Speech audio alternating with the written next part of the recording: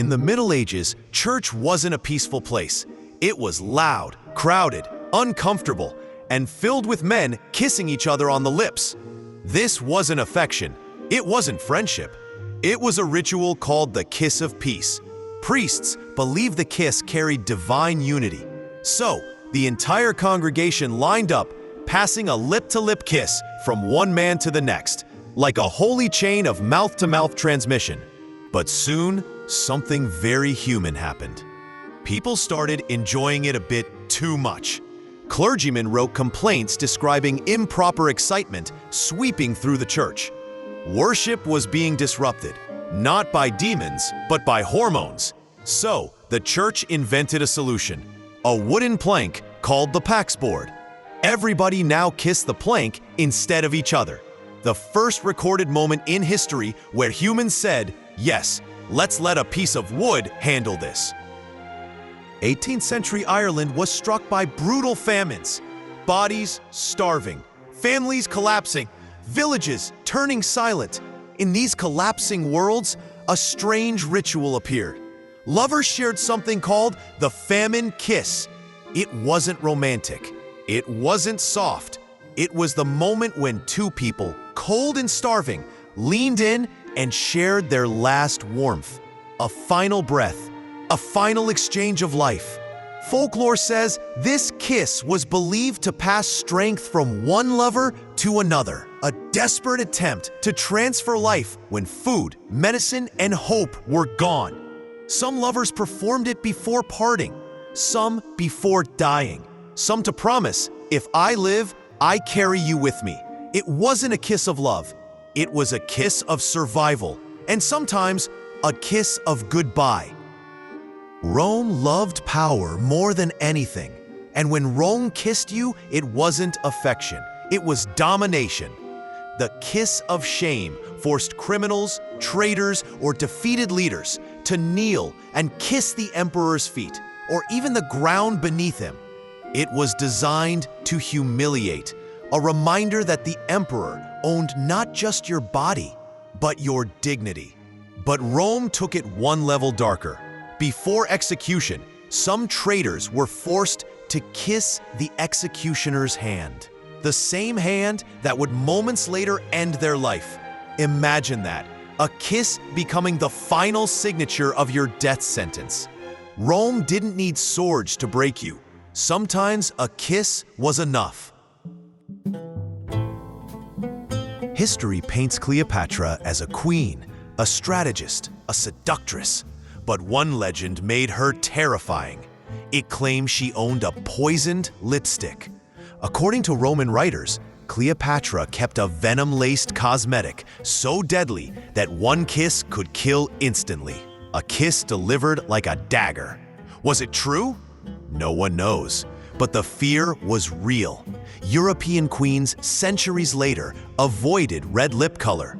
Some refused lipstick entirely, terrified of becoming victims of a Cleopatra kiss. The queen didn't just rule Egypt, she ruled the psychology of beauty for generations.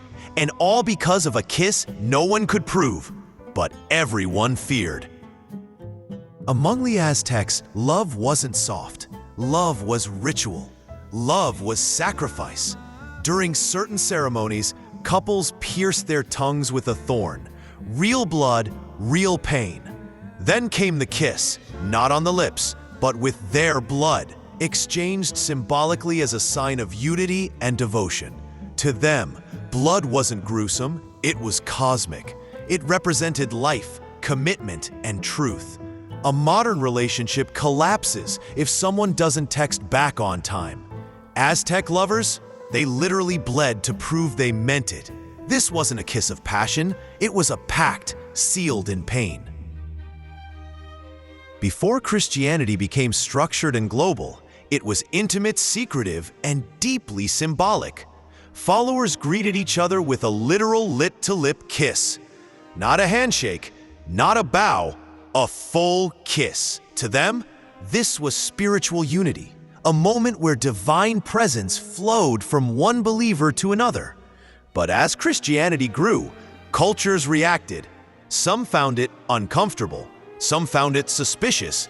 Some found it dangerously intimate. Complaints rose, tension grew, and eventually, the holy kiss was replaced with the handshake, a watered-down, sanitized version. Imagine that! The world's most universal greeting today was originally a kiss.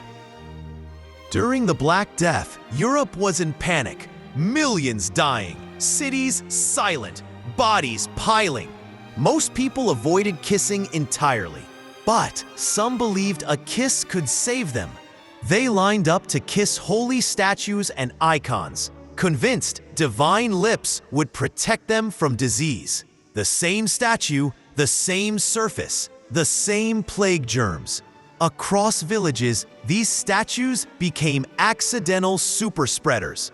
Faith didn't kill the plague, but kissing the same surface thousands of times definitely helped it travel faster.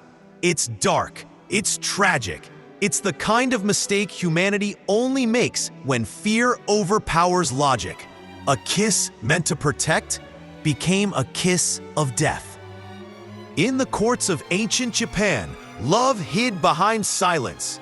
Elegance was everything. Emotion was controlled. Public affection was banned. So lovers invented something subtle, delicate, and deeply intimate, the sleeve kiss. They pressed their lips gently against the sleeve of their partner's kimono. Not touching skin, not touching lips, just fabric. But in their culture, this was more emotional than a real kiss because touching someone's clothing meant stepping into their personal world. A sleeve kiss was a confession. I think of you. I admire you. I want you quietly. No words, no movement. Just a silent kiss absorbed by silk. A romance filmed in whispers. The Greeks believed breath carried the soul, so lovers practiced a strange, intimate ritual, the breath kiss. They didn't always touch lips. Sometimes they hovered close and inhaled each other's breath. To them, this was more intimate than physical touch. It was an exchange of essence, a merging of spirits. Poetic? Yes. Beautiful? Maybe. Creepy? Also yes. Imagine someone leaning close, whispering, "Let me breathe your soul." This wasn't a kiss of romance. It was a kiss of metaphysics. Love rewritten as a spiritual experiment. Babylon didn't do subtlety. It did public rituals, harsh rules, and uncomfortable traditions. One of the strangest involved weddings. On the wedding day, the groom had to kiss the bride in public, not out of happiness, but to prove something important, her fertility. If the groom hesitated, the marriage could be canceled. Families could intervene. Reputations could collapse. Imagine an entire crowd staring, judging, waiting. Is he gonna kiss her or not? One moment decided everything. A single kiss acted as a test, a symbol, a contract. Not affection, not joy, just pressure. Humanity eventually abandoned this ritual. It was too strange, too public, too humiliating. Even ancient people said, "Yeah, this one's going too far." Look closely at these 10 bizarre kisses and you'll see a pattern. Humanity didn't use kisses for love. Not originally. They were tools. Tools of power, tools of faith, tools of humiliation, tools of survival, tools of symbolism, tools of fear.